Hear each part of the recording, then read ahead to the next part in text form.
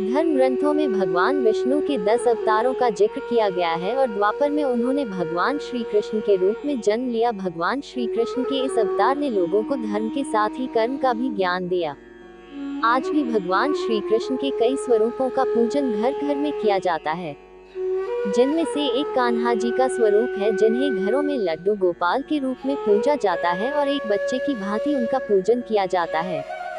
लेकिन क्या आपने कभी सोचा है कि आखिर माखन दही खाने वाले कान्हा जी को लड्डू गोपाल क्यों कहा जाता है? आइए जानते हैं इसके पीछे छिपी कहानी के बारे में। पौराणिक कथाओं के अनुसार ब्रज भूमि में भगवान श्री कृष्ण के परम भक्त कुंभदास रहा करते थे और उनका एक बेटा था जिसका नाम रघुनंदन था।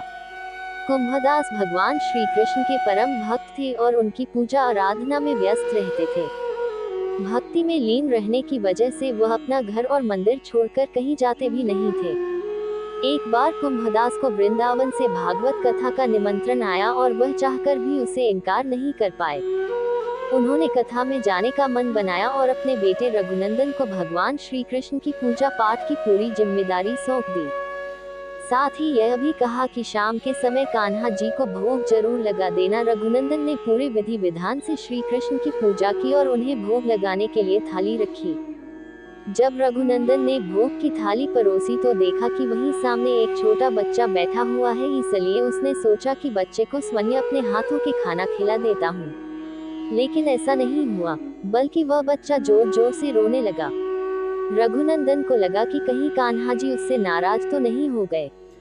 तभी बच्चे की रोने की आवाज सुनकर श्री कृष्ण से भी न रहा गया और वह स्वयं बाल स्वरूप धारण करके रघुनंदन के सामने आ गए।